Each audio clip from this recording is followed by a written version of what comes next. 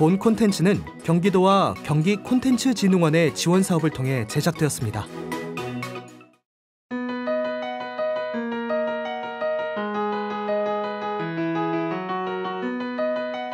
우리가 몰랐던 미술 속 진짜 이야기. 이번 주인공은 곡선과 직선, 동그라미, 네모로 이루어진 면, 알록달록한 색감이 독특한 세계를 연출하는 그림.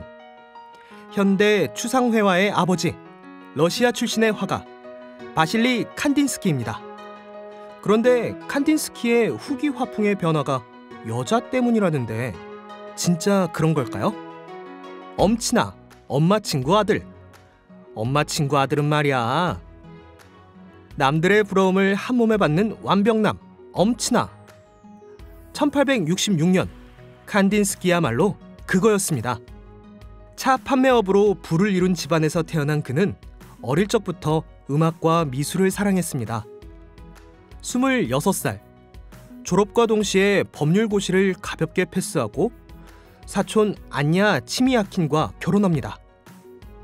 사촌과 결혼을?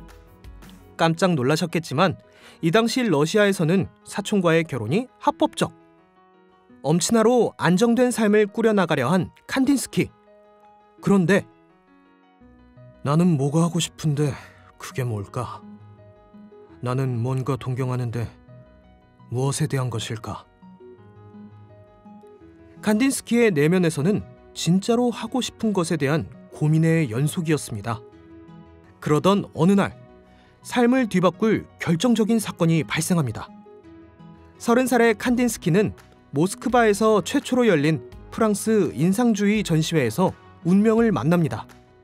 바로 모네의 건초더미 연작. 칸딘스키는 그 작품을 본 순간 큰 충격을 받습니다. 작품 제목은 건초더미인데 아무리 눈을 씻고 찾아봐도 건초더미는 보이지 않고 오로지 빛에 비친 인상만이 있었기 때문이죠. 대상을 구체적으로 표현하지 않아도 색채만으로 경이로울 수 있다는 것.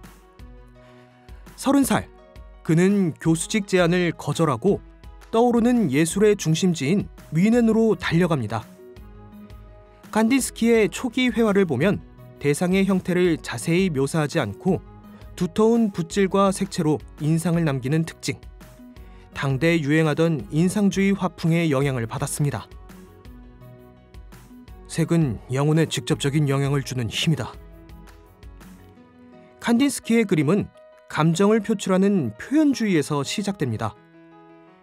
당시 표현주의 화가들은 외부 세계의 색과 형을 왜곡하는 방식으로 감정을 표현하고 있었는데 칸딘스키는 여기에 질문을 던집니다. 내 감정을 표현하는데 굳이 외부 세계에 대한 모방이 필요한가? 오히려 내 순수한 감정 표현을 어렵게 하는 장애물이 아닌가? 칸딘스키는 눈에 보이는 것을 그리는 구상회화가 아닌 마음에 보이는 것을 그리는 추상회화를 그립니다. 예술가는 영혼의 울림을 만들어내기 위해 건반 하나하나를 누르는 손이다. 이것이 바로 현대 추상회화의 창시자 칸딘스키가 될 수 있었던 이유입니다. 한 여자가 있습니다.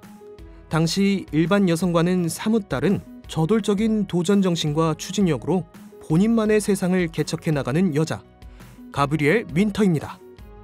자유롭고 개방적인 사고의 부모님 덕분에 여자는 대학에 들어갈 수 없는 환경에도 미술을 꼭 배우고 싶어한 윈터는 개인 교습으로 미술을 배웁니다. 3년간 미국을 자유롭게 여행하며 미술이라는 가야 할 길을 깨닫고 바로 뮌헨으로 향합니다. 당시 예술은 보수 예술가와 진보 예술가의 각축장이었습니다. 하지만 그 어디에도 속하지 않던 칸딘스키는 주변의 시선과 홀대에도 굴하지 않고 팔랑크스 미술학교를 세워 성별을 가리지 않고 학생을 받습니다. 그리고 마침내 이곳에 윈터가 입학하며 운명이 시작됩니다. 간 미술을 시작한 윈터는 넘치는 열정과 비상한 머리로 조직을 만들고 이끌어가는 칸딘스키의 모습에 강한 인상을 받습니다. 칸딘스키 역시 꾸밈 없이 솔직하고 거침없는 윈터에게 매력을 느끼죠. 어느 날 칸딘스키는 윈터에게 이렇게 말합니다. 넌 학생으로서 빵점이야. 너에게 가르칠 게 없어. 넌 내면에서 꿈틀대는 것만 할 수 있는 사람이니까. 넌 재능을 타고났어. 내가 널 위해 해줄 수 있는 것은 네 재능을 보호하고 키워서 나쁜 영향을 받지 않도록 하는 것이지. 스승과 제자? 남자와 여자? 서로에게 호감을 느낀 둘. 하지만 칸딘스키가 유부남이었기 때문에 윈터는 망설입니다. 너로 인해 잃어버린 천국의 감정을 되찾았다. 칸딘스키의 적극적인 구애, 그리고 주체할 수 없이 폭발하는 사랑의 에너지. 윈터는 끝내 칸딘스키를 받아들입니다. 결혼은 못하지만 결혼보다 더욱 강한 양심의 결합을 하고 싶다. 스승과 제자에서 연인이 된 칸딘스키, 윈터 커플. 1903년부터 1908년까지 무려 5년 동안 유럽으로 사랑의 유랑을 떠납니다. 예술과 사랑으로 가득 채운 그 시간은 둘의 예술을 한 단계 성숙시킵니다. 당시 작품을 보면 여행 중 프랑스에 많이 머물었던 만큼 당시 가장 핫한 야수파 스타일을 적용하고 있습니다. 뚜렷한 검은 윤곽선과 고정관념을 파괴하는 색채 사용을 보면 알 수 있죠. 1911년 칸딘스키는 윈터, 프란츠 마르크 등과 함께 역사적인 그룹 청기사를 만듭니다. 예술을 통해 내면의 영혼을 탐구하고자 이들은 쓰레기, 사기꾼 등 언론의 많은 욕을 먹어야 했지만 과거 공식이나 양식을 구태의연하게 우려먹는 것에 거부합니다. 이후 칸딘스키는 미술에 대한 청기사파의 철학을 담은 책 청기사 연감을 출간합니다. 칸딘스키가 온 힘을 불어넣어 완성한 책. 그의 열망대로 역사에 남아 지금까지도 읽히고 있습니다. 1911년 칸딘스키는 아내와 결국 이혼합니다. 그럼 이제 칸딘스키와 윈터는 부부가 됐을까요? 대답은 NO! 칸딘스키가 윈터와의 결혼을 피합니다. 1914년 칸딘스키는 제1차 세계대전이 발발하자 중립지대인 스웨덴 스톡홀름에서 다시 만나자는 약속을 뒤로하고 황급히 러시아로 떠납니다. 윈터는 약속대로 스톡홀름에 가 그를 기다리는데 칸딘스키의 마음은 이미 차갑게 식어 있었습니다. 이후 51세 칸딘스키는 모스크바 장군의 딸 니나 안드레브스키와 결혼합니다. 이후 중년이 된 윈터는 동반자 요하네스 아이히너를 만나 다시 무르나우로 돌아가 생을 보냅니다. 1957년 80세 노인이자 거장이 된 윈터는 자신이 소장하고 있던 100여 점의 청기사파 작품을 모두 기증합니다. 전쟁 중에도 윈터는 무르나우 집 지하실에 작품을 숨겨놓고 입구를 막아 보관했으며 궁핍한 시간 속에서도 작품 한 점 팔지 않고 지켜낸 그녀는 결국 청기사의 가치를 후대에 증명하는 수호신으로 남습니다.